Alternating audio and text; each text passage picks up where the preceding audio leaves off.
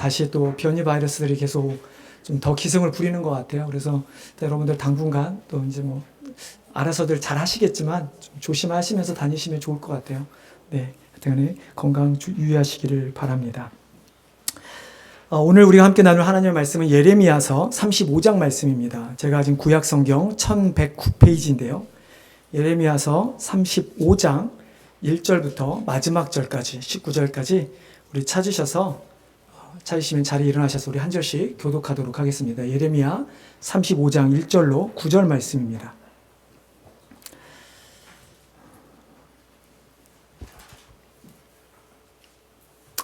제가 먼저 읽겠습니다. 유다의 요시야 왕의 아들 여호야김 때에 여호와께서로부터 말씀이 예레미야가 임하여 이르시되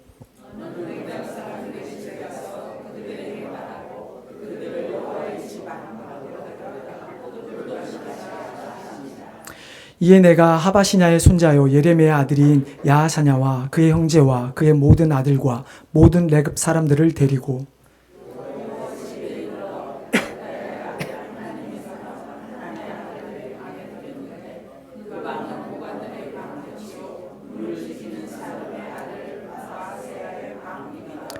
내가 레갑 자손들 사람들의 후손들 앞에 포도주가 가득한 종자와 술잔을 놓고 마시라 권하매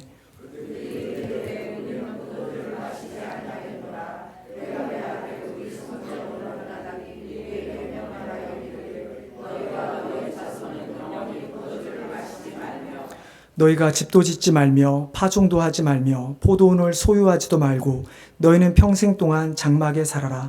그리하면 너희가 머물러 사는 땅에서 너희 생명이 길리라 하였으므로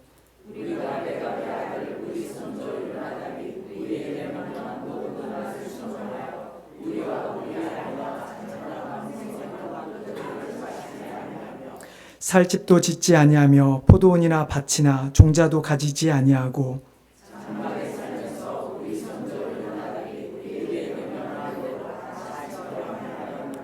그러나 바벨론의 느부갓네살 왕이 이 땅에 올라왔을 때 우리가 말하기를 갈대인의 군대와 수리아인의 군대를 피하여 예루살렘으로 가자 하고 우리가 예루살렘에 살았노라.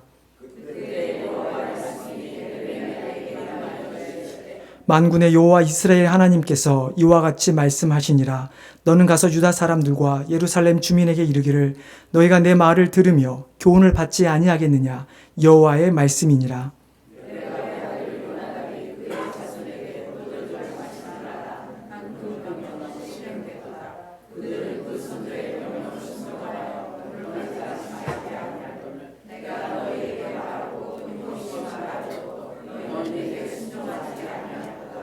내가 내 종 모든 선지자를 너희에게 보내고 끊임없이 보내며 이르기를 너희는 이제 각기 악한 길에서 돌이켜 행위를 고치고 다른 신을 따라 그를 섬기지 말라.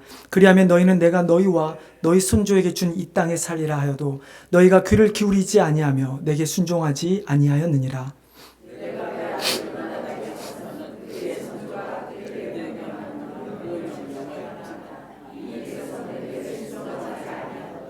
그러므로 만군의 여호와 이스라엘의 하나님께서 이와 같이 말씀하시니라. 보라, 내가 유다와 예루살렘의 모든 주민에게 내가 그들에게 대하여 선포한 모든 재앙을 내리리니 이는 내가 그들에게 말하여도 듣지 아니하며 불러도 대답하지 아니함이니라 하셨다 하라.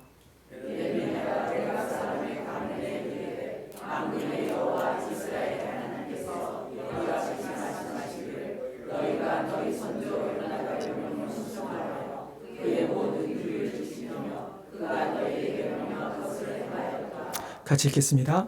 그러므로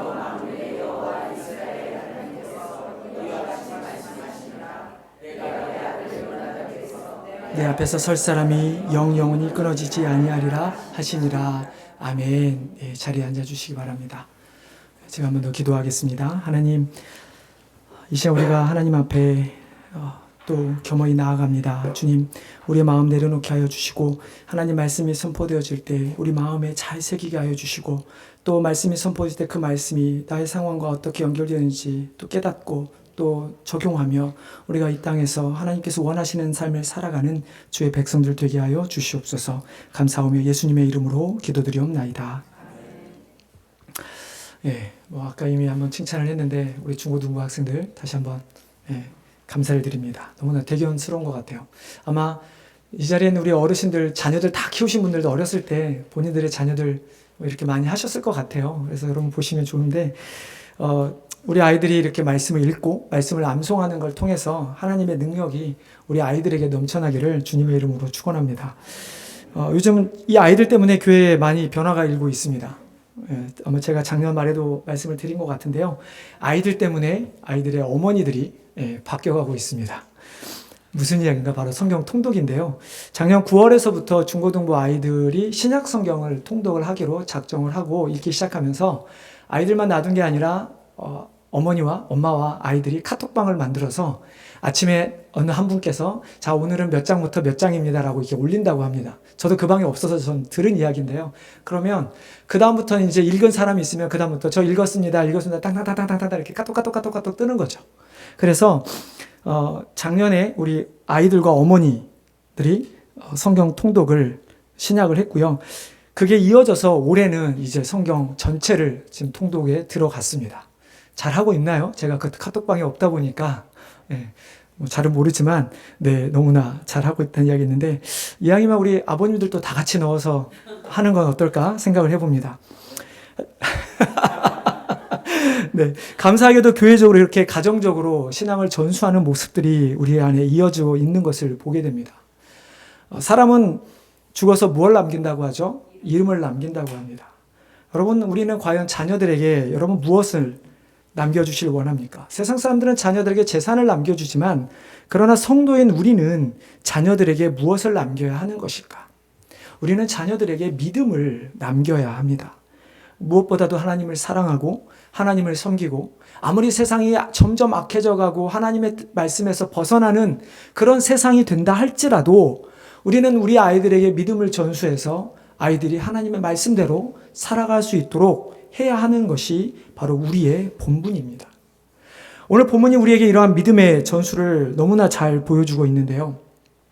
하나님께서 예레미야 선지자를 통해서, 예레미야 선지자만이 아니죠. 오늘 본문에 보면 모든 선지자를 너에게 보내서 내가 너희로 깨닫게 하였다. 즉 하나님께서 모든 선지자를 통해서 유다 백성들에게, 이스라엘 백성들에게 말씀을 전하시고 돌이키게 하셨다라고 말씀하시지만, 그러나 유다 백성들의 모습은 어떻습니까?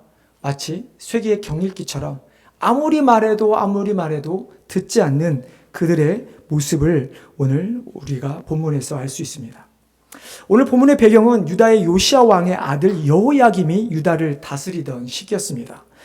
간단하게 앞뒤 전후의 문맥을 좀 살펴보면, 요시야 왕이라고 하는 왕은 성경에서 그 이스라엘 왕들 가운데, 특별히 남유다 왕 가운데 종교 개혁을 일으켜서 누구보다도 칭찬을 받은 왕입니다. 열왕기 하를 보면 이런 말씀이 있습니다.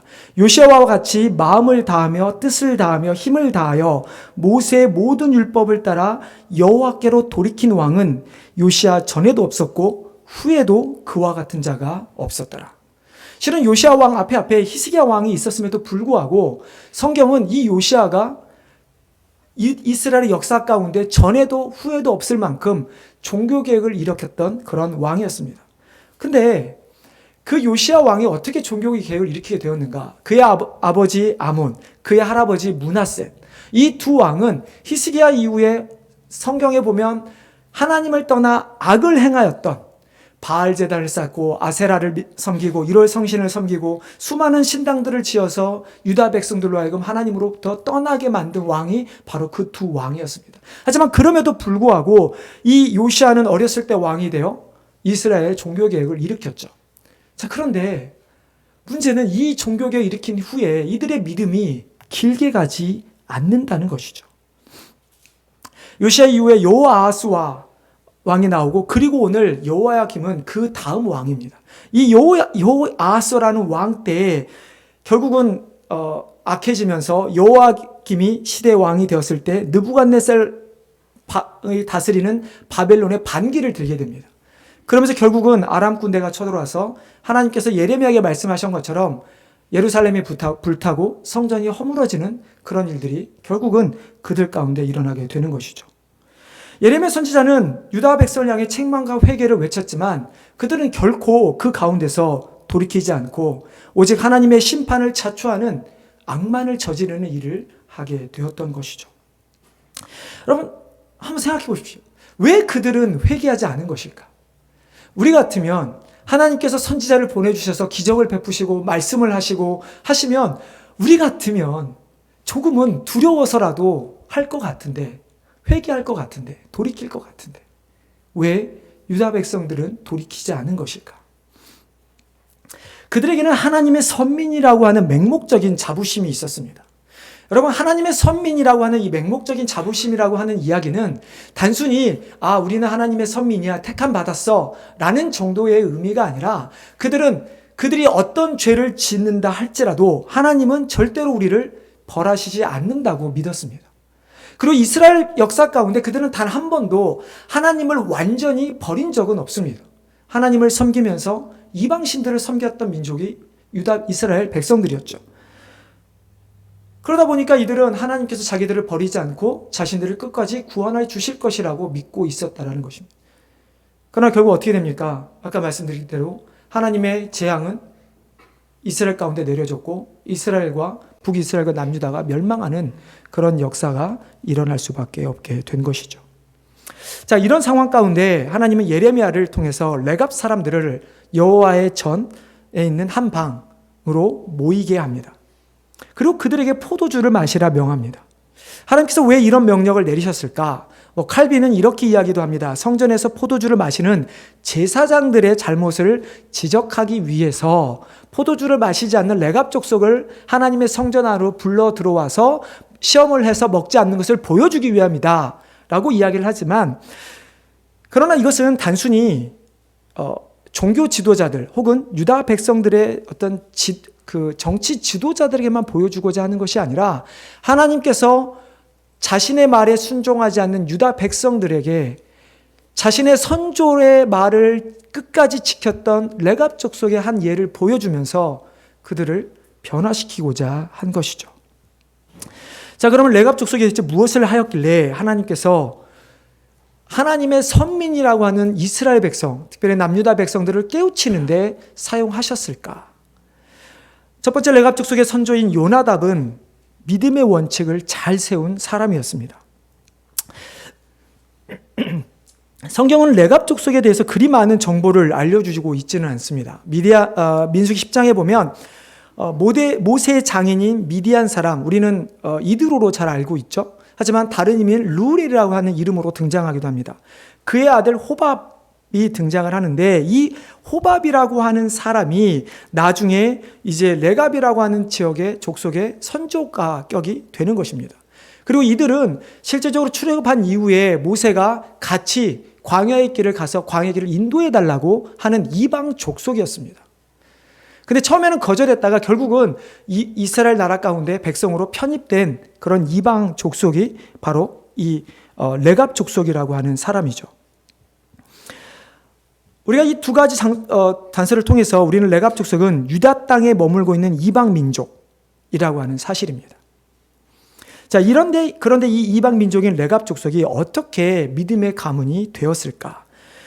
제가 사건 하나를 읽어드리겠습니다. 열왕기하 10장 15절 17절에 나오는 사건입니다. 예후가 거기에서 떠나가다가 자기를 맞이하러 오는 레갑의 아들 여호나답, 오늘 본문에 나오는 요나답과 같은 인물입니다.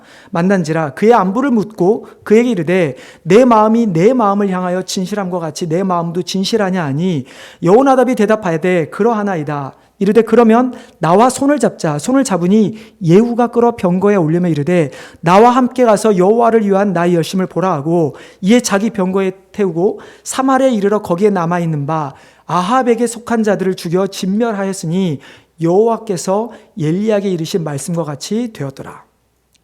자, 이 레갑 족속, 특별히 요나답이라고 하는 이 인물은 언제 어떤 일을 하였는가? 우리가 잘 아는 아합 왕, 하나님께 가장 악한 왕이라고 하는 아합, 그리고 그 안에 이세벨, 이 왕가를 무너뜨리는 데 하나님께서 예후라고 하는 사람을 쓰시는데, 그 예후와 함께 아합의 왕가를 무너뜨린 사람이 바로 오늘 본문에 나오는 요나답이라고 하는 사람입니다.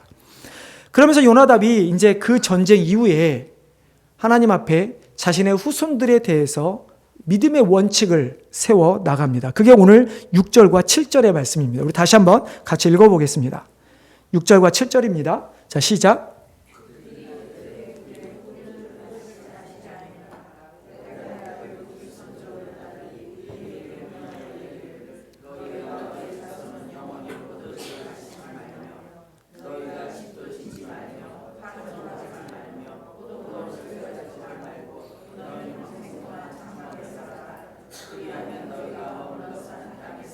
너희 생명이 길리라 하였으므로. 자, 요나답이 이 6절과 7절의 말씀에서 가장 크게 우리가 알 수 있는 것이 두 가지입니다. 하나는 포도원의 소유, 포도원에서 나오는 열매를 먹지 말라, 포도주를 마시지 말라라고 하는 이 말은 여러분 어떤 게 떠오릅니까? 출애굽과 사사기에 나오는 나실인에 대한 이야기입니다. 즉 자신들은 하나님 앞에 헌신된 바친 자들로, 구별된 자들로 자기의 후손들을 세우겠다 그는 말하고 있는 것이죠. 또한 그가 평생도록 파종도 않고 집도 짓지 않고 장막에 살겠다라고 하는 것은 어떤 이야기입니까? 하나님께서 이스라엘 백성들을 출애굽한 이후에 이스라엘 백성들이 어떻게 살죠? 집을 짓고 살았나요? 그들은 장막을 짓고 살았습니다. 물론 그 원인이야 이유가 여러 가지 있죠. 가나안 땅에 들어가기까지 그 여정 가운데 계속 옮겨 다녀야 되니까 장막을 짓기도 하였습니다. 하지만 그들이 가나안 땅에 들어갔을 때도 처음부터 거대한 집을 짓고 살지는 않았습니다. 즉 그들에게 있어서 장막이라고 하는 것은 그저 잠을 자는 정도일 뿐이고, 그들은 하나님의 명령에서 떠나라라고 했을 때 언제든지 떠날 수 있는 준비를 할 수 있는 것이 바로 장막이라고 하는 것이죠. 자, 그런데 그럼에도 불구하고 요나답이 왜 자신의 후손들에게 집, 즉 땅도 갖지 말고 파종도 하지 말라고 하는 것일까? 여러분, 이것은 그 이유가 있습니다. 아까 말씀드린 것처럼 요나답이라고 하는 인물은 아합 왕가를 무너뜨린 사람이었습니다. 자, 아합 왕가가 어떤 계기로 무너지게 됩니까? 하나님께서 악행을 수없이 많이 행했지만 딱 클릭이 되는 사건이 있습니다. 무엇이죠? 나봇의 포도원 사건입니다. 자, 이것이 왜 문제가 되냐면 이렇습니다. 하나님께서는 이스라엘 백성들에게 땅을 주시면서 절대로 다른 사람의 땅을 영원히 사서 소유하지 못하게 하셨습니다. 그러니까 어떤 이유로 간에 땅을 팔고 사고 팔 수는 있지만 희년이라는 기간이 되면 그 땅을 다시 그 사람에게 돌려줘야만 합니다. 그래서 하나님께서 이스라엘에 주셨을 때 그 땅을 한 민족 혹은 한 그 지파죠. 지파나 어떤 한 사람이 모든 땅을 소유하지 못하도록 만든 제도입니다. 하지만 이세벨이라고 하는 이 이방 여왕이죠. 이방에서 온 여왕인데 이 여인이 있었던 페르키냐인들은 가급적이면 지금 우리 시대처럼 할 수만 있는 데면 땅을 소유할 수 있게 하는 법이 가지고 있었습니다. 자, 그러면 어떨까요? 결국 나봇의 포도원 사건은 단순히 아합이라고 하는 이 한 왕이 나봇의 포도원에 욕심을 내서 부딪힌 것만으로 보기는 어렵고, 하나님께서 이스라엘 백성에 명령하신 토지법과 실제적으로 이방인들이 따랐던 토지법이 부딪혀서 생기게 된 일이 되는 것이죠. 그래서 그 아합은 저 포도원을 가지고 싶었지만 하나님의 뜻을 알기 때문에 어떻게 보면 주저했을 것 같습니다. 그래서 성경에 보면 아합은 그것 때문에 골머리를 쌓고 알아눕습니다. 근데 누가 그 아이디어를 내죠? 그 안에 이세벨이 아이디어를 내죠. 나봇을 죽이고 그 포도원을 아합에게 돌려주게 되는 것입니다. 자, 이런 것 때문에 결국 요나답이라고 하는 사람이 예후와 함께 아합 왕을 쳤을 때 어땠을까요? 그의 마음에 어떤 마음이 있었을까? 하나님께로 돌아가자. 하나님의 말씀을 내가 순종해야겠다는 마음이 있었을 것입니다. 더더욱 예후라고 하는 사람이 그렇게 나쁘게 말하면 굿했다. 우리말로 하면 그 악한 왕을 쳐서 하나님의 뜻을 세우려고 했지만, 그러나 완전한 개혁은 미완으로 끝나고 말아버립니다. 그렇기 때문에 요나답은 더욱더 자신의 후손들에게 너희가 하나님 앞에 헌신된 구별된 자로 살아라. 그리고 하나님의 말씀에 순종한 대로 살아라 라고 하는 의미로 오늘 6절과 7절에 나오는 것처럼 포도주의 소사를 먹지 말고 파종도 하지 말고 집도 짓지 말고 장막에 거하라 라고 하는 것을 그들에게 명령한 것이죠. 여러분, 단순히 술 마시지 마라, 집 갖지 말라라는 이야기가 아닙니다. 요나답은 자신의 후손들이 말씀드린 것처럼 어떻게 하든지 하나님의 명령대로, 하나님의 말씀대로 살아가는 것이 그들에게 축복이라고 하는 사실을 후손들에게 깨우쳐 주길 원했고, 결국은 그 당시에 사람들과는 차별되는 그런 삶을 살았던 사람이 바로 요나답이라고 하는 사람인 것입니다. 말로만 하나님을 경외한다고 하지 실제로 자신의 편리대로 살았던 모든 것을 행하면서 자신들이 하는 행동에 대해서는 우리는 하나님의 선민이기 때문에 괜찮아, 그러면서 정당성을 내세웠던 유다 백성들. 하지만 그에 반하여 남들이 하는 것을 하지 않기 때문에 분명히 불편하고, 또 자신만 독특하게 행동하기 때문에 다른 사람의 눈에 거슬리는 행동을 한다 할지라도 하나님을 온전히 섬기는 것에 있어서는 주저함 없이 원칙을 세우고 행동했던 레갑 족속. 여러분, 너무나 다르지 않습니까? 한 부류는 정말 하나님의 택한 백성이라고 하면서도 자신들이 죄를 짓고 마치 면죄부를 가진 것처럼 온갖 자신들이 원하는 것은 다 행하는 그들의 모습. 그러면서도 하나님의 은혜와 축복은 누구보다도 구했던 이스라엘 백성들. 그러나 한편은 이방 족속임에도 불구하고 하나님의 언약 백성 안에 들지 못했던 이방인들이 하나님의 마치 스텝선, 그러니까 양자처럼, 우리가 믿음으로 양자된 것처럼 그렇게 어떻게 하나님의 언약 백성 안에 들어간 것이 너무나 감사해서 자신들은 평생토록 하나님의 말씀을 순종하겠다고 하는 그 레갑 족속의 모습. 여러분, 우리는 지금 어느 쪽에 서 있을까요? 혹시나 우리가 예수를 믿어 구원받았다라는 그 확신 때문에, 예수를 믿으면 구원받는다라고 하는 그것 때문에 우리의 편한 대로, 나의 욕심대로 혹시 우리도 살아도 된다고 생각하지는 않습니까? 이것쯤이야 하나님께서 용서해 주실 것이야, 이렇게 해도 나는 그래도 천국은 갈 것이야. 아니면 내가 정말 죽어야 하는 죄인인데 하나님의 은혜로 말미암아 하나님의 자녀가 된 것이 너무나 감사해서 내가 불편하고 힘들어도, 정말 그 길이 고난의 길이라 할지라도 내가 다 희생해서라도 하나님의 뜻에 따라 살겠다고 다짐하며 결단하며 살아가고 있습니까? 우리가 예수를 믿지만 우리의 삶이 주님이 원하시는 삶이 아니라 그저 세상에서 말하는 성공의 삶을 걸어간다면, 우리가 이 세상을 떠날 때 우리는 과연 무엇을 남길 수가 있을까요? 지금 가장 먼저 복음화가 되었던 유럽, 신앙의 자유를 지키기 위해 유럽에서 건너와서 청교도 신앙에 세운 미국, 그리고 지금의 한국. 여러분, 왜 기독교가 계속 무너지고 있다고 생각하십니까? 그것은 그리스도의 믿음과 생각, 그리고 우리의 그리스도의 언행이 일치하지 않기 때문입니다.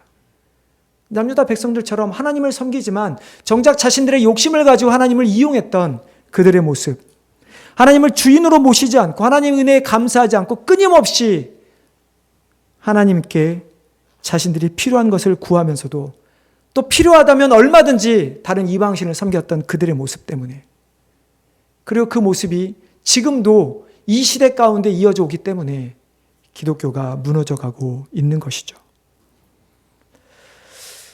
성도 여러분, 레갑 족속의 선조였던 요나답처럼 믿음의 원칙을 한번 세워보시기를 바랍니다. 여러분, 한국에 저 어렸을 때 학교 다닐 때 그런 거 있지 않았나요? 학교에서 그 가운을 써내라고 했던, 우리 어렸을 때 그런 일들이 많이 있었던 것 같습니다. 그래서 실제로 어떤 교회에서는 믿음의 가운을 만드는 대회를 열기도 한 것을 저는 본 적도 있습니다. 제가 섬겼던 교회도 한 적이 있었어요. 여러분, 부모의 부모 때부터 내려오는 믿음의 가운이 있습니까? 그러면 그 믿음의 가운을 지키기 위해서 여러분, 우리가 먼저 스스로 노력해야 합니다. 그리고 자녀들에게 그 믿음의 가운을 지키는 것을 보여주어야만 하는 것이죠. 아직 가운이 없다면 이번 기회라도 요나답처럼 정말 여러분의 앞으로 자손들을 위한 믿음의 가운들을 한번 세워보시기를 바랍니다. 그래서 자녀들이 앞으로 이 땅에 살아가면서 이것만큼은, 어떠한 길을 건다 할지라도 이것만큼은 꼭 지키고, 그래서 하나님의 백성 안에, 언약 백성 안에 거할 수 있도록 그런 일이 가정 가운데 넘쳐나기를 주님의 이름으로 축원합니다. 두 번째는 이렇게 요나답이 선조가 잘 세웠던 그 믿음의 원칙들을 레갑의 후손들은 너무나 잘 지켜 나갔습니다. 예레미야에 의해서 여호와 집, 즉 성전 안에 옆에 이제 부속실처럼 그 제사장들이나 이렇게 머물던 집이 있었습니다. 그곳의 한 방에 이들을 모두 다 불러 모읍니다. 그리고 포도주를 마시라 하죠. 이때 레갑 조선이 뭐라고 합니까? 우리 8절부터 10절 말씀 우리 다시 한번 읽어보겠습니다. 자, 자신의 선조가 세웠던 요나답의 믿음의 원칙들에 대해서 그들의 후손들이 이제 하는 이야기입니다. 자, 시작.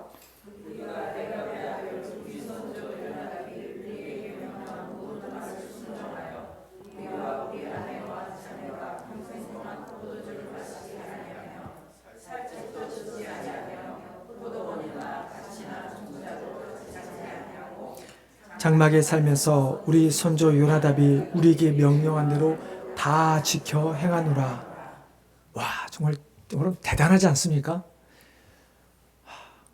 하나님도 어떻게 보면 하나님을 위해서 요나답 믿음을 세웠지만, 그러나 자신의 선조 요나답이 세웠던 그 믿음의 가운을 무려 그 요나답 이후에 지금까지 200년이 가량 흘렀는데, 이 200년 동안 그들은 그 선조의 원칙을 끝까지 지켜왔다고 합니다. 여러분 대단하지 않습니까? 한 번쯤은 실수할 수 있고, 한 번쯤 누구나 집을 갖고 싶은 마음이 없었을까요? 하나님께서 레갑 족속을 통해서 유다 백성을 지금 징계하시고자 깨우치고자 하신 것이 바로 이것입니다. 레갑 족속은 자신의 성조가 명령한 것도 이렇게 오랫동안 그들이 목숨을 다해 지켜왔는데, 남유다, 너희들은 대체 무엇을 하고 있느냐?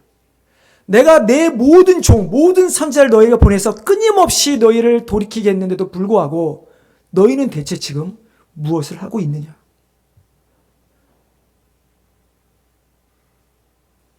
여러분, 믿음이라고 하는 것, 하나님의 말씀을 지키는 것은 분명 어렵습니다. 우리가 하루만 지나도 우리의 고백이, 우리의 헌신이, 하나님께 드린 약속이 변해가는 시대인데도 불구하고, 그러나 이들은 삶의 방식도 바뀌고 사회도 바뀌고 문화도 바뀐 이 상황 가운데 10년이면 강산도 변한다는데 이들은 무려 200년 동안 자신의 선조의 신앙을 지켜왔다고 하는 것이죠. 여러분, 이 신앙을 지킬 때 우리가 왜 신앙을 지켜야 하는가? 그것은 신앙을 지킬 때 우리에게 일어날 일들 때문입니다. 여러분, 신앙을 지키니까 어떻게 합니까? 하나님께서 이 족속을 오히려 이제 하나님의 선민이라고 하는 이스라엘 백성이 아니라 이방 민족인 이 족속을 들어서 하나님께서 사용하고 계시는 것을 우리는 볼 수 있습니다. 우리가 예수 그리스도를 믿는다고 해서 그렇게 살아가는 것이 아니라 하나님의 말씀에 순종할 때 하나님은 우리를 들어서 사용하신다는 것이죠. 여러분, 하나님께서 사용하신다. 물론 어떤 사람들은 이렇게 생각할 수도 있을지 모르겠습니다. 오늘 우리 아침에도 노숙자 사역을 다녀왔는데요. 피곤한 일, 정말 귀찮은 일, 왜 해야 될까? 그렇게 아니라 하나님께서 우리를 그 일을 사용하셨을 때 그 일을 통해서 우리에게 주시고자 하는 놀라운 축복이 또한 있다고 하는 것입니다. 이것 때문에 우리가 하나님의 일에 사용되어져야 하는 것이지, 내가 그냥 하나님 일을 했더니 하나님께서 나에게 세상적인 축복을 주더라, 이런 것 때문에 우리가 하나님의 일을 하는 것이 아니죠. 여러분, 14절에 보면 제가 읽어드립니다. 레갑의 아들 요나답이 그의 자손에게 포도주를 마시지 말라 한 그 명령은 실행되도다. 그들은 그 선조의 명령을 순종하여 오늘까지 마시지 아니하거늘 내가 너에게 말하고 끊임없이 말하여도 너희는 내게 순종하지 아니하도다. 여러분, 하나님께서 이스라엘 백성을 애굽에서 출애굽시킨 이후에 어떤 명령을 하신지 아십니까? 나의 말을 마음에 새기고 자녀에게 부지런히 가르치며 집에 앉았을 때든지 길을 갈 때든지 누워있을 때든지 일어날 때든지 강론하며 그것을 손목에 메어 기호로 삼고 미간에 붙여 표로 삼고 집 문설주와 바깥문에 기록하라. 하나님께서 이스라엘 백성에게 명령하신 것은 다른 것이 아니었습니다. 제발 내 말을 지키라. 그리고 너희 자녀들에게 내 말을 잘 지키도록 가르치라 라고 하는 명령이었습니다. 하지만 이스라엘은 시간이 지날수록 자신들이 말씀을 지키는 것은 둘째치고 가르치는 것에서도 점점 더 게을리했고 결국 하나님 말씀에 불순종했고 모든 것이 멸망해버리는 사건에 직면하게 되어버리고 만 것이죠. 하지만 레갑 족속은 어떻습니까? 우리 우리 마지막으로 19절 말씀 우리 한번 같이 읽어보도록 하겠습니다. 19절입니다. 시작. 만군의 여호와 이스라엘 하나님께서 이와 같이 말씀하시니라. 레갑의 아들 요나답에게 내 앞에 설 사람이 영원히 끊어지지 아니하리라 하시니라. 아멘. 여러분, 이것이 우리가 자녀에게 미뤄지는 유산이 되기를 원합니다. 우리뿐만 아니라 우리 자녀들이 하나님 앞에 설 우리의 후손들이 끊어지지 아니하는 축복이 우리 가운데 있기를 바랍니다. 아까 말씀드린 것처럼 우리 아이들이 말씀을 읽어가는, 부모와 함께 말씀을 읽어가는 것, 이것이 우리 교회 하나의 전통이 되었으면 좋겠습니다. 이것 때문에 우리 모든 교인들이 모르겠습니다. 언젠가 저희 전체 카톡방은 보통 알림만 올리는데 오늘 성경을 읽었습니다. 이런 일도 또 일어났으면 조금 시끄럽긴 하겠지만 그래도 좋을 것 같습니다. 한 가지 이야기를 하고 마치고자 합니다. 한국 기독교 100주년 기념교회에서 담임 목회를 하고 은퇴하신 이재철 목사님이 쓴 내게 있는 것이라고 하는 책에 나온 이야기입니다. 펜실베니아 주의 공업도시 피츠버그는 인구가 많지 않음에도 불구하고 세계적인 3명의 재벌 기업인을 배출한 도시로 유명합니다. 철광왕으로 잘 알려진 카네기, 멜론 금융그룹의 창업자 멜론, 마요네즈와 피클 그리고 케첩 등으로 전 세계를 섞어낸 하인츠 식품회사의 창시자 헨리 존 하인즈가 그 주인공들이다. 그들은 세계적인 대기업으로 대성한 이후 고향인 피츠버그에 자신들의 이름으로 극장, 학교, 도서관, 박물관, 연구소 등을 경쟁적으로 건축하여 기증했습니다. 그 건축물들의 앞에 을에 그들의 이름을 기리는 기념비가 세워져 있습니다. 하인츠 기념 예배당도 그 가운데 하나입니다. 1919년 세상을 떠나기 직전 하인츠는 자신의 어머니인 마가레타 하인츠를 위해 예배당을 건립하는 유언을 자손들에게 남겼습니다. 이에 자식들은 5년에 걸친 대공사 끝에 피츠버그 대학 캠퍼스 내에 자신들의 부친과 할머니를 위한 대예배당을 완공하고 그 이름을 하인츠 기념 예배당이라 불렀습니다. 그처럼 아름다운 그 예배당은 피츠버그 상징물 중 하나로 손꼽히고 있습니다. 그러나 그 예배당을 직접 찾아가 둘러보아도 심지어는 교회 안내서에서도 예수 그리스도를 찾아볼 길은 없습니다. 오직 보이는 것이라곤 하인츠와 그 가족들의 이름과 흔적뿐입니다. 물론 거기에도 목사도 있고 주일마다 예배가 드려지긴 하지만 어디를 보아도 그 예배당은 이름 그대로 주님과는 전혀 무관한 단지 인간 하인츠를 기념하는 하인츠의 예배당일 뿐입니다. 저는 피츠버그를 아직 다녀오지 못해서 여기를 가보지 못했습니다. 그러나 저희가 펜실베니아에 살다 보니까 이 내용 이야기를 듣고 저도 한번 찾아봤어요. 지금 정말 하인츠 기념 예배당에 무슨 일이 벌어지고 있는가. 매일 주일 예배가 있지는 않고요. 보통 목요일과 수요일에 학교와 주변 학생들을 위해서 예배가 있긴 합니다. 하지만 주일 저녁에는 예배라기보다는 오히려 찬양을 드리는 그런 예배로 하고 있는데 예배에 대한 것은 내용은 전혀 거의 없습니다. 그 안에서 웨딩을 한다든지 어떤 이벤트를 했을 때 어떻게 건물을 빌릴 수 있는지 이런 이야기들로 가득 차 있죠. 여러분은 무엇을 남기기를 원하십니까? 여러분의 남긴 업적 가운데 그 업적이 여러분의 이름을 남기기를 원하십니까? 아니면 여러분이 하시는 업적 가운데 하나님의 이름을 남기기를 원하십니까? 우리가 아무리 하나님의 이름으로 무엇을 한다고 한들 하나님이 보이지 않고 우리가 보인다면 그것은 결단코 하나님의 일을 했다고 말할 수 없을 것입니다. 이민자로 이 땅에 와서 성공하고 내가 사업에 성공하고 일로 성공하고 자녀들을 잘 키워서 좋은 대학과 좋은 직장에 보낸다 한들 우리의 자녀들 가운데, 나의 삶 가운데, 우리 자녀들 가운데 하나님이 없다면 과연 그것이 하나님이 받으실 만한 일이 되는 것인가? 여러분, 믿음의 원칙을 잘 세우시기를 바랍니다. 그리고 그 원칙을 잘 지켜나가도록 자녀들에게 잘 전수할 수 있도록 우리들 스스로가 여러분들이 먼저 본이 되시기를 바랍니다. 그래서 우리 교회 모든 성도들의 한 가정들이 믿음의 가정이 되어서 하나님의 이름만을 나타내고 그래서 하나님께 칭찬받을 뿐만 아니라 하나님께 쓰임받아서 오늘 이 19절의 말씀처럼 우리들의 후손이 영원토록 하나님 앞에 끊어지지 않는 축복을 받는 우리 귀한 성도님들과 가정이 되기를 주님의 이름으로 축원합니다.